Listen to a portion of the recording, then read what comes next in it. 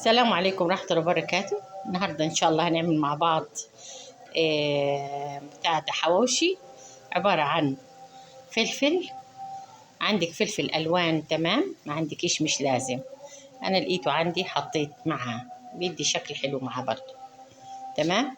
ومعانا بصلتين أو 3، ومعانا نص كيلو من اللحمة. تمام. أو أي كمية عندك، كيلو 2 كيلو اللي عايزاه، تبع الكمية اللي انت عايزاها. تمام. حطينا البصل، حطينا الفلفل على النار، وبعد كده نحط البصل اهو. تمام. وبعد كده بنحط طبعا اللحمة، وما تنسوش طبعا نحط مع اللحمة كل التوابل بتاعتنا. بسم الله الرحمن الرحيم. نحط اللحمة كده،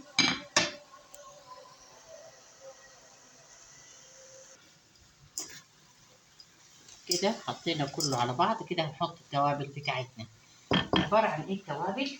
شوية من توابل الفراخ بتبقى حلوة، ومعانا طبعا شوية من الجنزبيل، شوية حلوين كتار كده.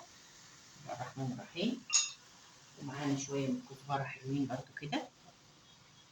وأهم حاجة معانا نحط شوية من الشطة كده تبقى ايه حلوة كده. شايفة الشطة؟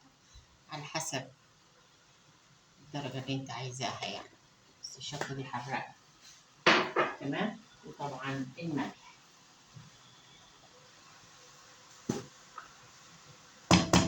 تمام.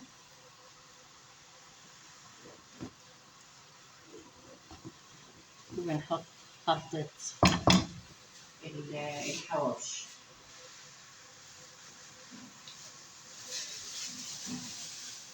تمام. تمام.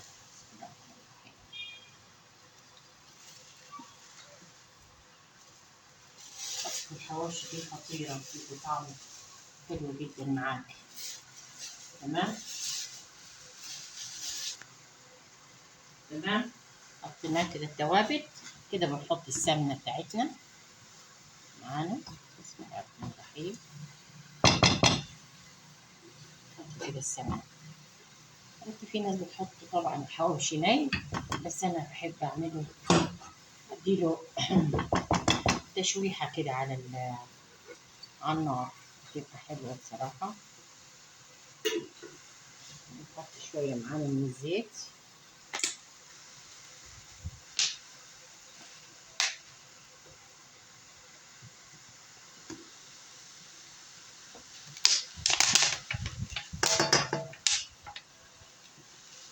كده.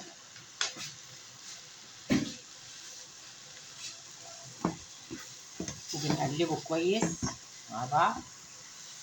صلى على النبي عليه أفضل الصلاة والسلام.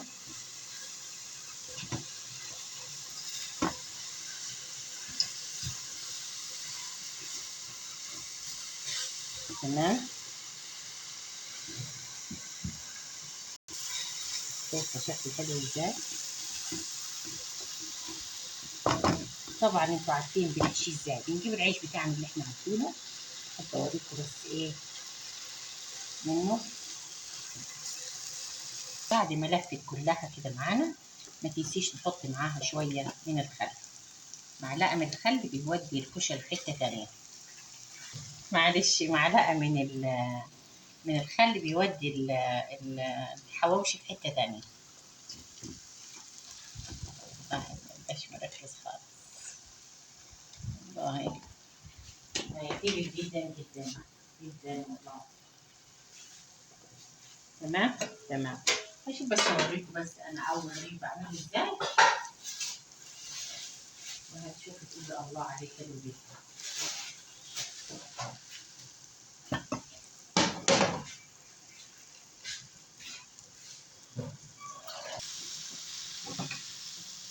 كده قلناه كويس.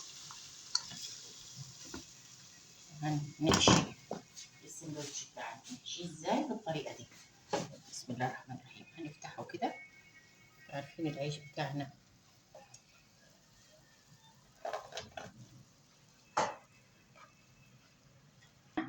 بالطريقة دي كده فتحناه وهنحشيه. بسم الله الرحمن الرحيم. نحشيه ازاي؟ بالشكل ده. شايفة اهو.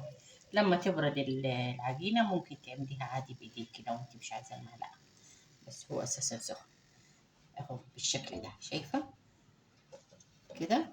وبنحط له سمنة معانا بالطريقة دي. وبعد كده بايه؟ بنحطه في الفرن، او تحبي تعمليه زي المطاعم كده كلها دي بالشكل كده اهو، ونقليه. وده نفس الشيء. تمام. سهل وبسيط جدا. بسم الله الرحمن الرحيم.